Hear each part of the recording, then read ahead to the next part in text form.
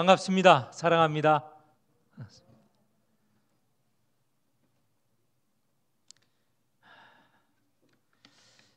오늘 16장 읽은 본문은 바울의 2차 여행, 줌으로 참석하는 분도 환영합니다. 2차 여행 가운데 있었던 사건입니다. 1차 여행은 소아시아, 아시아 지역에서 복음을 전하였습니다. 지금의 키프로스, 터키 이쪽에서 복음을 전하였죠. 우리가 성지 순례 간다 했을 때 우리가 성지라고 하면 예루살렘이 있는 이스라엘을 주로 생각하는데 또 성지가 그것 말고도 있죠. 바울의 1차 여행, 2차 여행, 3차 여행을 본다면 소아시아, 지금 터키 지방이죠. 거기도 포함되고 그리고 유럽도 포함됩니다. 그리고 로마까지 포함되죠. 그래서 성지 순례 그렇게 말할 때 이스라엘만이 아니라 바울의 선교 여행지 또는 예수님의 12제자들의 선교 여행지가 다 요새는 그 성지 순례로 그 지역으로 생각하고 다니고 있습니다. 1차 여행은 조금 전에 말씀드린 대로 소아시아 지역, 터키, 지금의 터키 지방입니다. 거기에 주로 복음을 전하였고 2차는 시작은 1차 여행 때 다녔던 소아시아 지방에 복음을 전하였습니다. 그것이 지난 시간까지 본 선교 여행지요. 2차 여행은 1차 여행 때 간 곳을 돌아보는 그렇게 시작하였습니다. 돌아보면서 시작하였는데 오늘 본문에는 이제 지난 1차 여행 때 다닌 곳을 넘어서 이전에 다니지 않는 곳으로 나아가고 있는 것을 볼 수 있습니다. 6절에 보면 부르기아와 갈라디아 지방, 여기는 이전에는 가지 않았던 지역입니다. 그리고 무시아 앞에 이르렀고, 그러니까 무시아는 아직 들어가지는 않았지만 무시아 앞에 이르렀고, 그리고 비두니아로 가려고 했습니다.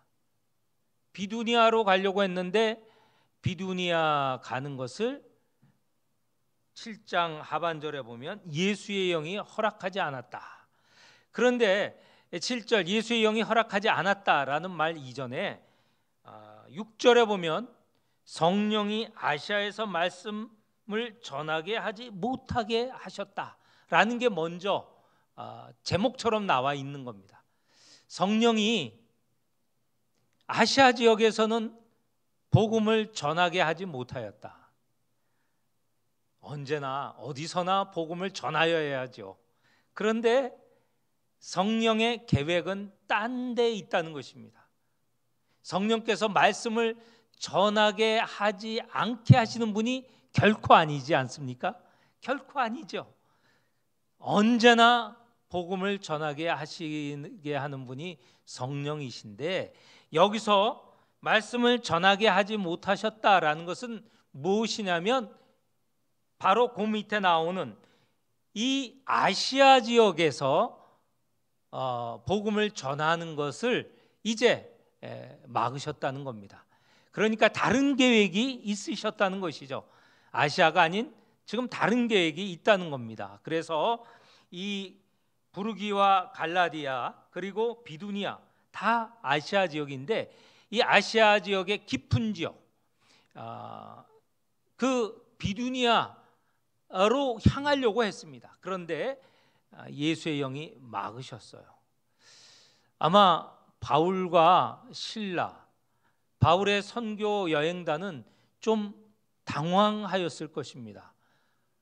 그 전까지 여태까지 고난이 있었지만 늘 복음은 전하여졌고 전하여진 복음은 확산되고 교회가 세워지고 많은 성도들이 교회로 오는 그런 상황을 늘 보았는데 지금 이 2차 여행 이전에 1차 여행에 다녔던 곳을 방문하고 이제 새로운 지역에 이 새로운 아시아 지역으로 나아가고 있는데 이게 별로 복음이 힘있게 전파되고 있지 않는 것을 경험하고 조금 놀라기도 하고, 이 무슨 일인가 의문에 아마 쌓여 있었을 것입니다. 그때 무시아를 지나 이제 드로아는 소아시아 끝, 다시 말해서 터키의 한 지역의 끝, 곧 바다와 접한 드로아까지 내려갔습니다. 드로아에서 이제 밤을 지내는데 그 밤에 환상이 나타났어요. 환상이 나타난 게 9절 10절에 보는 대로, 마게도냐는 무엇이냐, 어디냐면 아시아 지역이 아니고 이 지금 드로아는 아시아 지역의 끝부분이거든요. 끝부분 바닷가 해변 도시에 있는데, 그 환상 중에 그 드로아의 맞은편, 바다 건너편 유럽에 있는 지방 마게도냐라는 큰 지역의 사람이 그 환상 중에 나타났다는 거예요. 그리고는 이렇게 요청합니다. 9절 하반절에 보면 마게도냐로 건너와서 우리를 도우라. 지금 성령께서 이 말씀을 막았단 말이에요. 복음 전파하는 것을 막아서 이 도대체 무슨 일인가 기다리고 하나님의 인도, 성령의 인도를 바라고 있었는데, 환상 중에 마게도냐 사람이 나온 것을 보고 바울 일행은 이렇게 결단하게 된 거죠. 10절 중반에 보면 이는 하나님이 저 사람들에게 복음을 전하라고 우리를 부르신 줄로 인정함이로라. 이제 아시아, 지금 이 2차 선교 여행 처음 시작하는 이 시기에 성령께서는 여기에서 복음을 전하는 것을 막고 바다 건너 마게도냐로 가서 복음을 전하라 라는 것을 확인하게 되었다는 것이죠. 이것도 선교 역사, 교회 역사의 중요한 계기입니다. 지금까지는 아시아 지역에서 복음을 전하였는데 이제 이 복음이 유럽으로 가게 됐다는 거예요. 성령께서 유럽에도 복음을 전하라고 바울 일행을 지금 사용하시고 있다는 것입니다. 이로써 복음이 유럽으로 들어가게 되는 시작이 되었습니다. 기회가 되었어요. 선교사에 얼마나 중요한 순간이겠습니까? 유럽은 그동안 예수 그리스도를 모르고 살아왔는데 이제 바울의 선교 여행을 통하여서 이 바다를 건너 유럽에 가게 되면서 복음이 전파되게 되었다는 것이죠. 유럽의 이 동쪽 끝, 유럽의 끝부분이 이 마게도냐입니다. 그러니까 마게도냐로 갔다는 것은 이제 한쪽 끝, 동쪽 끝에서 서쪽으로 나아가면 고린도도 있고 아테네, 아덴도 있고 그 바다 건너에는 또 로마도 있는 것이죠. 그리고 더 멀리는 저 서바나, 스페인까지 있다는 거예요. 바울이 이렇게 하여 바다를 건너 마게도냐로 가면서부터 2차 여행, 3차 여행, 그리고 마지막 로마로 끌려갈 때까지 해서 이 유럽 전 지역에, 상당한 지역에 복음을 전하게 되었다는 것입니다. 우리가 지금 16장 여기에 이르기까지 선교의 역사, 선교의 과정을 보면 성령께서 부단히 예수님의 제자들, 사도들을 사용하여서 복음을 세상 곳곳으로 전하게 하셨다라는 것을 우리가 보아왔습니다. 근데 오늘 여기서 바울의 환상 중에 나타난 마게도냐 사람, 그리고 그로 인하여 마게도냐로 갔다는 것은 이렇게 중요한 계기가 되었다는 것이죠. 그리고 선교는 성령께서 주도하시는 것이다라는 것을 우리는 다시 한번 보게 됩니다. 이렇게 하여 마게도냐로 넘어가서 11절로 보면 드로아에서 배를 타고 사모드라게로, 이게 마게도니아 지방에 있는 한 해변 도시죠. 거기에 갔다 네아폴리로 갔다 12절 빌립보에 가게 됩니다. 이제 16장 지금부터 마지막 절까지는 이 빌립보에서 복음을 전하는 내용이 쭉 진행되고 있는 것입니다. 빌립보는 12절에 보면 이렇게 나와 있죠. 마게도니아 지방의 첫성. 이 첫성이라고 하는 의미는, 첫이라는 것이 밑에 조그만 글자로 보면 첫째 가는 성. 그러니까 마게도니아 지방의 당시에는 이 빌립보가 가장 큰 도시였다라는 것을 설명하고 그곳에 들어가게 되었는데, 거기에는 이 아시아든 유럽이든 아프리카든 당시에 그 지역들의 도시에는 대부분 유대인들이 흩어져 살고 있었어요. 그걸 디아스포라라고 말씀을 드렸죠. 유대인들이 있는 곳에는 늘 회당이 있었어요. 그런데 빌립보에는 그렇게 큰 성이긴 하지만 아직 유대인들이 정착하는 단계는 아니었던 것 같아요. 물론 유대인들이 있습니다. 나중에 보면 유대인들이 있긴 하지만 거기에는 아직 유대인들이 회당을 세우고 예배드리고 교육하는 정도는 아직 안 되었던 것 같아요. 그래서 그 빌립보에 가서는 바울이 회당에는 없으니까, 아직 없으니까 어디에서 기도할까 찾다가 거기에 보니 13절에 보니까 거기 바울이 머물던 숙소 앞에 보니 강가가 있는데 거기서 기도할 만 했던 것 같습니다. 그런데 기도하러 내려갔다가 강가로 갔다가 사람들이 모여 있는 것을 보게 되었어요. 여성들이 모여 있는 것을 보게 되었고 거기에서 복음을 전하였습니다. 14절에 보면 말씀을 전하였는데 그때 그 강가에 있었던 여성들 가운데 루디아라는 한 여인이 있었어요. 루디아의 고향은 어디냐면 14절에 두아디라라는 곳인데 이 두아디라는 소아시아, 바울이 복음을 전하지 못하였던 그 소아시아의 한 도시가 두아디라입니다. 거기에서 배를 타고 바다를 건너 이 빌립보에서 자색 옷감 장사를 하고 있었어요. 그러니까 고향은 소아시아이고 터키 지방이고요. 자기의 생활 터전은 이 빌립보, 유럽의 마게도니아 지방의 이 빌립보에서 생활 터전을 두고 있었죠. 자색 옷감이라는 것은 이 굉장히 고급 옷감입니다. 지금이야 뭐 특별히 돈을 많이 들이지 않아도 각종 이 염색을 하잖아요. 뭐 검은색이든. 지금 이 자리에 앉아 보시는 분 우리 신 권사님 보니까 이 두른 스카프가 색깔이 주황색인데 이게 다양하게 지금은 염색을 하는데 예전에는 염색이 쉽지가 않았어요. 자색이라는 염색을 하는 것은 비싼 옷감에 그렇게 자색 옷을 입고 그것은 좀 귀족이나 신분이 높은 사람이 자색 옷을 입을 수 있었습니다.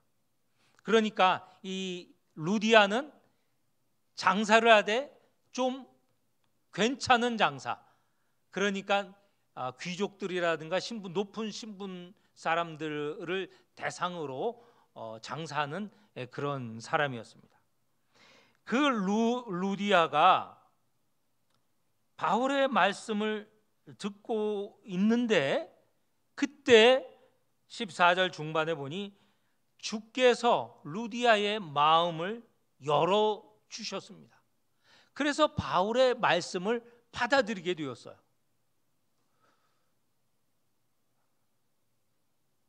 얼마나 이게 놀라운 사건입니까?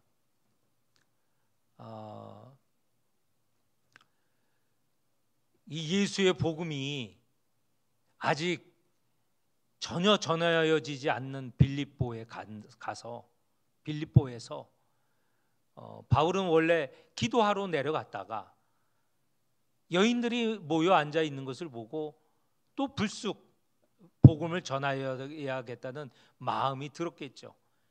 그리고 예수의 복음을 전하는데 그 복음을 받아들였다는 거예요. 세상의 지식은 이렇습니다. 들어본 것을 알게 되죠. 예를 들면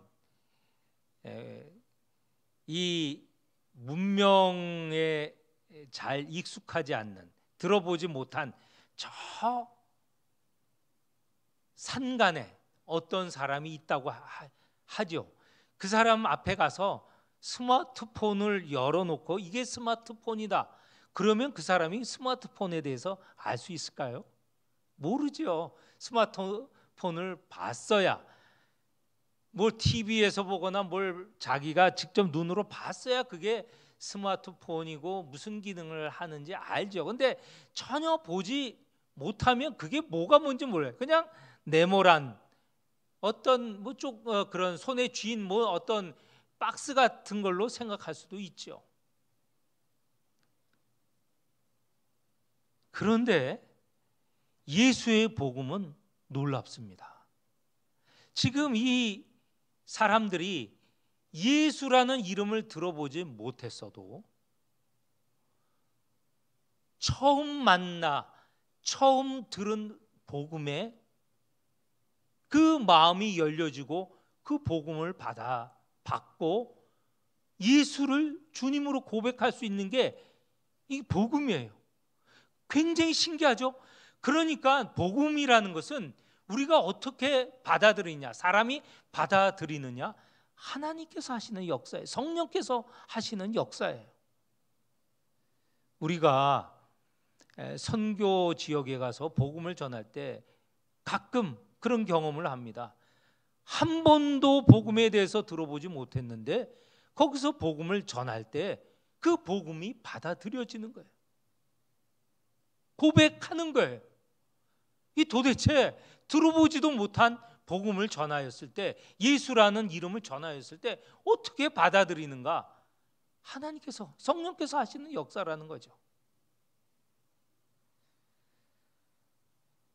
자, 이렇게 해서 이 루디아가 마음을 열고 바울의 말을 따르게 되었습니다. 그리고는요, 그날 당일입니다. 15절 다 같이 한번 읽어보죠. 15절 다 같이 읽겠습니다. 시작. 그와 그 집이 다 세례를 받고 우리에게 청하여 이르되 만일 나를 주 믿는 자로 알거든 내 집에 들어와 유하라 하고 강권하며 머물게 하니라. 이게 하루에 지금 이루어진 거예요. 복음을 지금 강가에서 듣고 당장 바울에게 요청하는 겁니다. 그와 그 집이 다 세례를 받았어요. 순식간에 세례를 받고, 그리고 바울에게 요청하기를 내 집에서 유하였으면 좋겠다. 그래서 이 바울이 빌립보에 있는 동안에는 이 루디아의 집에 머물게 되었다는 것이죠. 성경에 명확히 나오지는 않았지만 아마도 이 루디아의 집에서 시작한 것이 빌립보 교회가 아닐까, 이렇게 생각을 추측을 할 수 있습니다. 그것은 맨 끝절 40절을 한번 볼까요? 이제 이 사이의 내용을 또 말씀을 드리겠지만, 이 바울이 감옥에 갇혔다가 풀려났어요. 그리고 어디로 가냐면 40절 두 사람이, 바울과 실라를 말하죠, 옥에서 나와 누구의 집에 가냐면 루디아의 집에 가서 거기서 형제들을 만나보고 위로하고 이제 더 이상 빌립보에 머물지 않고 그 다음 데살로니가 도시로 가게 되거든요. 그러니까 아마도 이 루디아의 집이 이 형제들이 모였고 그들에게 위로하고 떠났다라는 걸 봐서 이 루디아의 집이 당시에 빌립보 교회이지 않았을까, 빌립보 교회가 모인 곳이 루디아의 집이 아니었을까, 이렇게 추정을 합니다. 그런데 성경에 분명히 루디아의 집이 빌립보 교회다 이렇게 말은 하고 있지 않기 때문에 그냥 추정으로 이렇게 생각을 하죠. 자, 이렇게 루디아의 집부터 이제 빌립보 교인이 되고 교회가 시작이 되었습니다. 이제 빌립보에서 바울은 16절에 보면 우리가 기도하는 곳에 가다가, 이 기도하는 곳에, 이 강가 기도하는 곳이죠. 거기에 가다가 루디아도 만났고요. 또 만난 인물이 있는데 점치는 귀신 들린 여종입니다. 이 여종에게 주인은 여러 사람이었던 것 같아요. 19절에 보면 여종의 주인들이라고 해서 여러 명의 주인들이 한 여종을 종으로 삼고 있는데 그 여종의 특이한 상황이 뭐냐면 귀신 들렸고 점을 치는 자였습니다. 그런데 꽤 점괘가 들어 만든 것 같아요. 그래서 주인들에게 돈을 많이 벌어주는 그런 역할을 하죠. 여러분, 귀신도요 예지력이 있어요. 그리고 세상에 이 여러 종교들에서도 예지력이 있어요. 우리가 가끔 저기 뭐 지나가는 뭐 사람이 와서, 도사 같은 사람이 와서 뭐라고 얘기했는데 알고 보니까 그 말이 이루어졌더라. 저희 집도 그런 경험이 있어요. 저도 그런 경험이 있어요. 한 중이 저 어렸을 때 와서 뭐라고 한 얘기가 나중에 보니 우리 형제에게 이루어졌더라고요. 60년 중반, 그때는요 해외 나가는 경우가 없죠. 해외 나가는 경우는 그 대사관의 직원이라든가 몇몇 사람이 나가지 60년 중반에는 해외 나갈 생각도 못했죠. 그런데 해외 이제 나가게 된 게 80년 올림픽, 88 올림픽 하면서 이제 우리나라 사람들이 해외 다니기 시작했거든요. 그러니까 20년도 전에 제 어렸을 때 한 중이 지나가다가 이 집 형제가 둘인데 이 두 형제는 온 세상을 다니는 사람이 될 겁니다. 이렇게 하고 갔어요. 근데 그게 뭐 생각도 못한 일인데 나중에 보니 저희 형은 세상 온 곳에 다니다가 아예 호주 사람이 됐고요. 저도 보니까 온 세상 다니는 그런 선교사도 됐고 또 뭐 그 선교사를 지원하는 그런 선교단체에 또 책임자가 돼서 다녔던 기억이 납니다. 아무튼 예지력이 있어서 이 여종이 그 주인들에게 큰 돈벌이가 됐던 겁니다. 근데 이 여종이 바울을 만나게 되면서 이렇게 하는 것이죠. 그 여종 안에 있는 귀신이 이렇게 말하게 하게 하는 것이죠. 17절 중반에 보면 이 사람들, 바울과 실라 선교 여행 다니죠. 지극히 높은 하나님의 종으로서 구원의 길을 너희에게 전하는 자라. 이거 얼마나 정확한 이야기예요. 맞잖아요. 바울과 실라 일행이 하는 역할이 하나님의 종으로서 구원의 길을 사람들에게 전하는 사람이 아닙니까?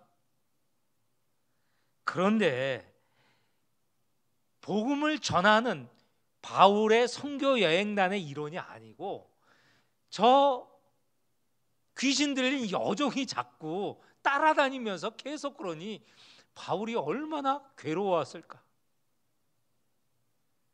이 복음을 전해도 이 귀신이 떠들어대니 이게 덕이 되는 게 아니죠. 그래서 여러 날 고민하다가 18절 바울이 심히 괴로워하여 이제 그 귀신에게 명령합니다. 한번 우리 18절 중반 잘 들어보십시오. 예수 그리스도의 이름으로 내가 네게 명하노니 그에게서 나오라 하니 귀신이 즉시 나오니라.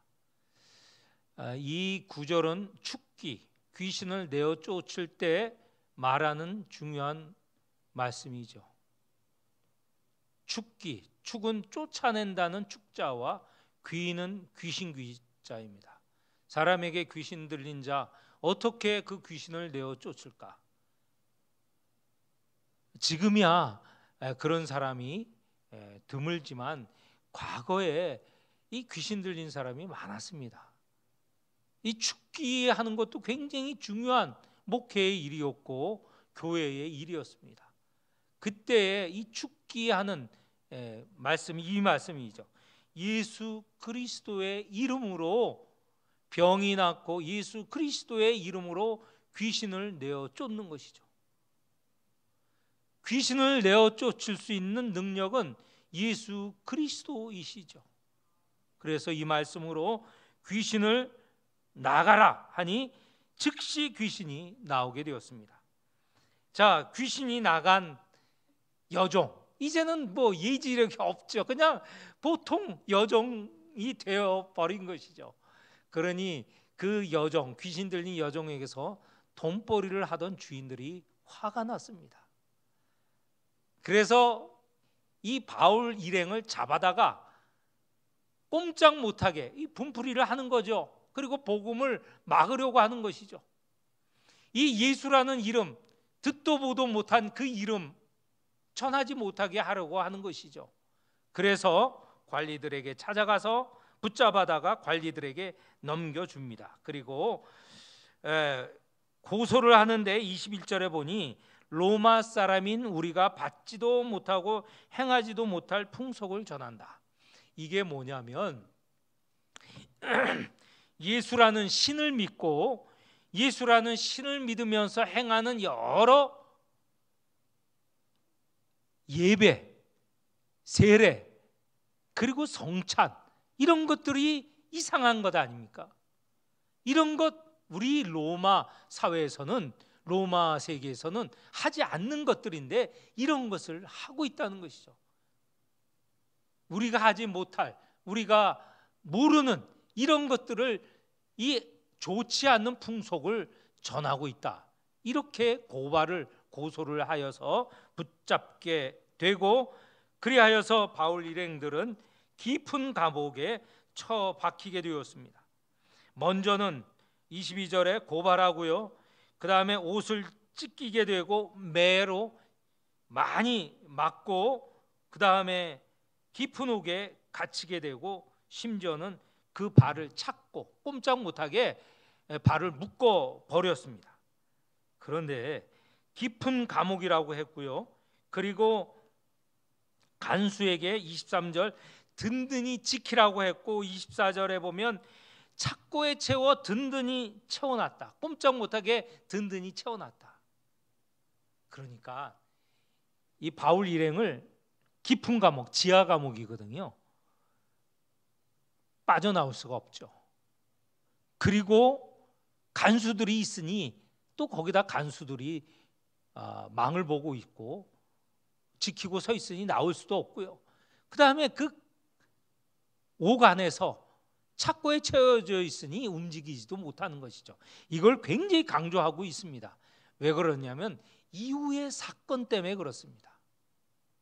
이렇게 갇히고 움직이지 못하게 된 이 바울의 일행, 그러면 그 힘에 눌려서 꼼짝 않고 가만히 있고 숨죽이고 있었느냐?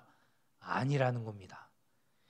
25절에 바울과 실라는 기도하고 그리고 하나님을 찬송하였습니다. 두려워하지 않고 이렇게 기도하고 찬송하였는데, 한밤중이죠. 26절에 보니 큰 지진이 일어나서 그 깊은 감옥에 있는 옥토가 흔들리고 문이 열리고 모든 사람의 매인 것, 아까 바울은 착고에 매였다고 하였지 않습니까? 그게 다 풀려났습니다.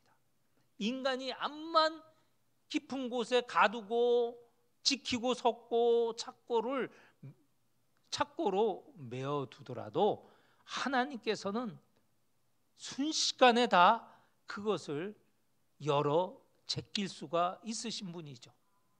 그래하여서 다 풀려났습니다. 간수들이 와서 놀랬죠. 간수들은 책임을 지고 이 옥에 갇힌 수인들, 이 사람들을 잘 옥 안에 가두어 놔야 되는데 이 다 풀려 있으니 감옥에 있던 죄수들이 다 도망간 걸로 착각을 하고 자결을 하려고 하였습니다.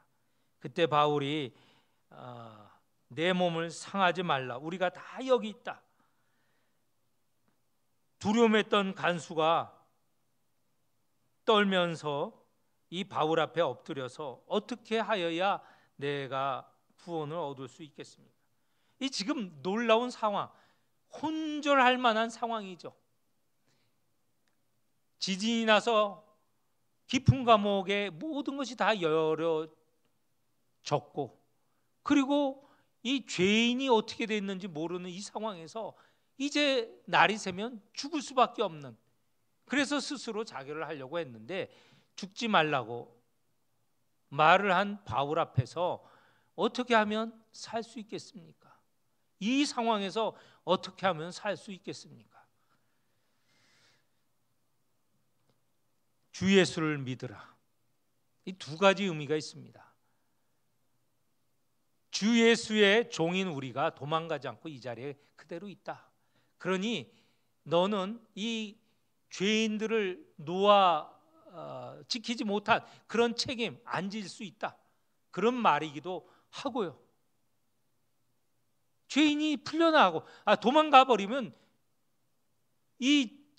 간수는 죽을 수밖에 없거든요. 그런데 그렇게 하지 않아도 된다라는 의미도 있고, 더 중요한 의미는 내가 지금 경험한 이 경험은 예수께서 하신 일인데 이 예수를 믿으면 너와 내 집이 구원을 받을 것이다. 그 말씀에 따라서 그 사람과 그 집 모든 사람에게 이 예수를 전하였더니 그 밤에 33절 그 밤에 그 시각에 간수가 바울 일행을 데려다가 씻기고 또 온 가족이 믿고 세례를 받았습니다. 이것도 한밤중에 일어난 일이에요. 한밤중에 지진이 났고 모든 게 풀려졌고, 그 밤에 간수가 자결을 하려다가 살아났고, 그 밤에 예수를 믿게 되고 그 밤에 세례를 받은 것이죠. 선교여행 2차 선교여행에는 이런 놀라운 사건이 일어났어요. 세례받고 예수 믿고 세례받고 하는 일이 당일에 순식간에 일어났습니다. 뿐만 아니라 34절 온 집이 다 하나님을 믿게 되었다는 것이죠. 이후의 상황은 이 바울과 그 일행을 가둔 상관들이 바울이 로마 사람이라는 것을 듣고 깜짝 놀랐습니다. 로마 사람은요, 글쎄요, 지금 미국 사람을 함부로 못 하잖아요, 세상이. 왜냐하면 미국의 힘이 강하기 때문에. 그런데 옛날 로마 사람이라고 하면 지금 미국 사람이 자기 자신이 미국 사람이다, 힘이 있다라고 하는 것보다 글쎄 몇 배나 강하다고 얘기해야 그 의미가 정확히 들어왔을까요? 훨씬 강했던 시기였습니다. 로마 시민이라는 건 대단한 사람들이었어요. 로마에 지금 빌립보, 또 앞으로 바울이 선교여행을 다니지만 로마의 식민지이긴 하지만 로마 시민이 아닌 사람이 훨씬 더 많죠. 로마 시민은 소수, 그렇게 많지 않습니다. 그런데 바울은 로마 시민이었거든요. 시민권이 있는 사람이거든요. 로마 시민을 법을 근거로 해서 하지 않고 잡거나 때리거나 감옥에 가두면 큰일입니다. 그것을 알고 이 상관들, 빌립보 감옥에 가둔 이 높은 관리들이 두려움에 떨고 그래서 바울에게 부탁을 하죠. 간청하죠. 38절 중반에 보면 상관들에게 이런 상황을 바울이 로마 사람이라 하는 말을 듣고 보고하니 상관들이 어떻게 됐냐면 두려워하여 직접 바울에게 와서 감옥에 와서 권하여 데리고 나가 그 성에서 떠나기를 청하였다 이렇게 말하였습니다. 어저께 감옥에 갇히기 전에 맞기 전에 바울이 나는 로마 사람이다 얘기할 수도 있었는데 그때는 얘기를 안 했어요. 우리 같으면 저 같으면요, 이 큰 위협이 잘못하면 죽을 수도 있거든요. 지금 막 때리고 그다음에 감옥에 갇히는데 그러면 나는 로마 사람이요 이렇게 얘기했을 것 같아요. 그게 나 자신을 보호할 수 있는 길이니. 그런데 바울은 그렇게 안 했습니다. 아마도 지금 빌립보에 있는 이 큰 사건, 지진이 일어나고 감옥이 터지고 그리고 간수가 예수를 믿게 된 이 것, 그 가정이 예수를 믿게 되고 앞으로 그 간수의 가정을 통해서 얼마나 많은 빌립보 사람들이 예수에게로 오겠습니까? 예수를 믿게 되지 않겠습니까? 바울은 스스로 고난을 피하지 않았다는 것이죠. 그 고난을 통하여서 감옥에 갇히는 걸 통하여서 이렇게 놀라운 복음의 역사, 믿음의 역사가 일어날 것을 추측은 못했겠지만 그렇게 성령께서 인도하셨을 걸로 생각이 됩니다. 오늘 이 빌립보 교회의 이야기, 먼저는 이 빌립보 마게도니아에 있는 빌립보로 가게 된 것 성령의 인도하심입니다. 그리고 빌립보에 루디아를 통해서 루디아와 그 가정이 예수를 믿고 그 집이 빌립보 교회가 되고 또 여종에게서 귀신을 내어 쫓음으로 인하여서 감옥에 갇히게 되었지만 하나님께서 그 감옥을 열어 주시는 역사가 일어나게 되었고 또 그로 인하여서 복음이 증거되고 또 그로 인하여서 간수와 간수의 가정이 또 온 가정이 예수를 믿게 되는 역사가 일어났습니다.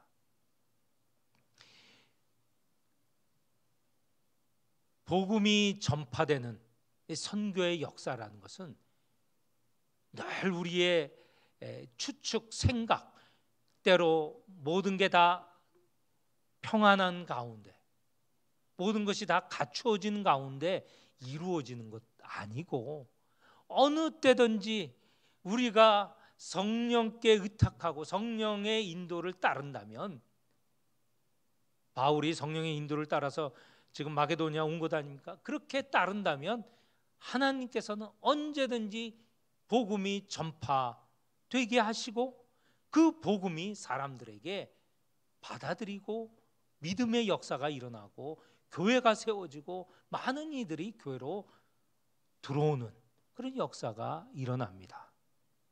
오늘 우리는 선교를 하고 있습니다. 이 선교 단체 그리고 교회들 지원하고 있고 무엇보다도 라오스를 지원하고 있습니다. 우리의 선교뿐만 아니라 우리 교회 선교뿐만 아니라 우리 한국교회가 하고 있는 전 세계를 향한 선교, 어떤 상황이든 성령의 인도를 받기만 한다면, 우리가 거기에 순종하고 따르기만 하면 복음은 어떤 시간, 어떤 상황에서도 전파되어집니다. 이 믿음의 역사를 믿고 선교가 이루어지기를, 우리가 그 선교에 참여하기를 마음으로 원하며 기도하는 시간이 되기를 축원합니다. 교회 소식입니다.